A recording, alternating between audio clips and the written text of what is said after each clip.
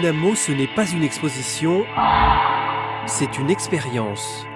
Une rétrospective d'œuvres fondées sur la lumière et le mouvement entre 1913 et 2013. Des œuvres qui dérangent, amusent ou donnent à penser. Des œuvres où le spectateur est toujours au centre. Peut-être que si on allait sur le soleil, ce serait pareil. On a l'impression d'avoir un mur entre les deux yeux, on a vraiment l'impression d'avoir chaque œil qui fonctionne différemment. C'est vraiment l'une des expositions plus intéressantes que j'ai jamais vues. D'habitude, c'est toujours on regarde et il y a vraiment de retour. Mais là, c'est vraiment une exposition où l'art dépend de la personne. C'est-à-dire que sans la personne qui est devant, l'art n'est rien en fait. Joulieu-le-Parc fut l'un des chefs de file de l'art optique dans les années 60. À l'époque, ce courant vise à révolutionner l'ensemble du champ artistique et notamment la place assignée aux spectateurs. La pretensión nuestra era mucho menos de hacer obras comerciales y vendibles, mais a tener una actitud de experimentación. Luego de confrontación entre nosotros también iba contra la idea del artista único.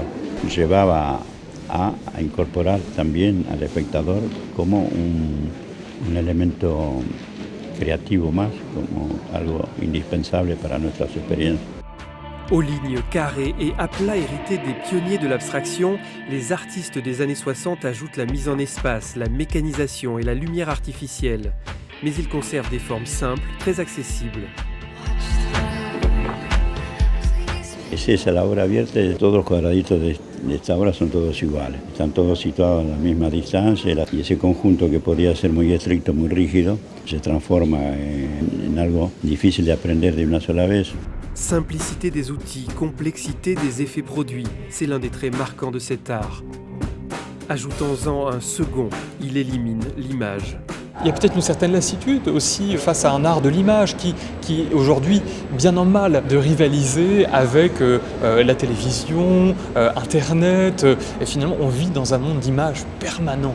Et aller mettre l'accent sur des artistes qui vont faire autre chose que de l'image, c'est évidemment le défi. Et c'est peut-être, à mon sens, un des plus grands défis de l'art du XXe siècle. Un défi toujours actuel. D'ailleurs, l'art de la perception revient en force chez les contemporains.